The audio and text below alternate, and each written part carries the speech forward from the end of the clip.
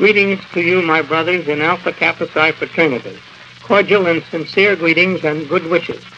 Let me remind you at this time that Alpha Kappa Psi fraternity was founded in the first 5 years of higher education for business.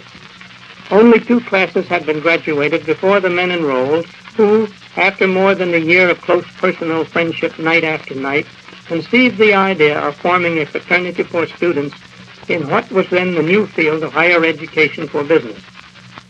In addition to their own deep interest in the School of Commerce, Accounts, and Finance of New York University, which had offered them a college degree for night work, the founders were extremely fortunate in having 3 very helpful faculty advisors.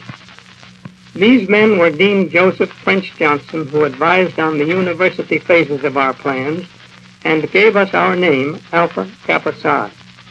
Colonel Charles Ezra Sprague, whose wise counsel on organization and policies was exceedingly helpful, and Professor Cleveland Frederick Bacon, who acted as our attorney and legal advisor.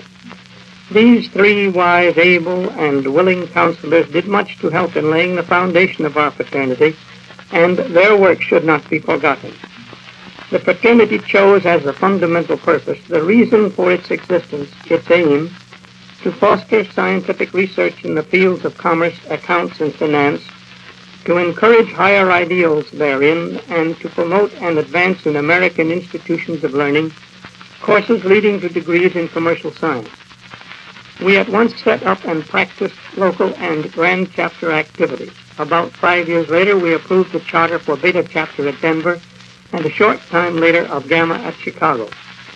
The fraternity numbers among its members a large and important group of officers, professors, teachers, and instructors in the schools of commerce all over the United States and in Canada. Its members have written a large number of the texts used in these schools and colleges, and have published a great many important and scholarly pamphlets and articles. Through the good works of these professors, teachers, and members, our fraternity has exerted a stronger and more important influence on higher education for business than any of us could possibly summarize. My brothers in Alpha Kappa Psi, I plead with you as I pled in 1904, never to think of our fraternity in terms of its great numbers of members, its chapters, or the dollars in its treasury, but ever and always to think of the quality, character, and ability of each and every man whom we invite to become a member.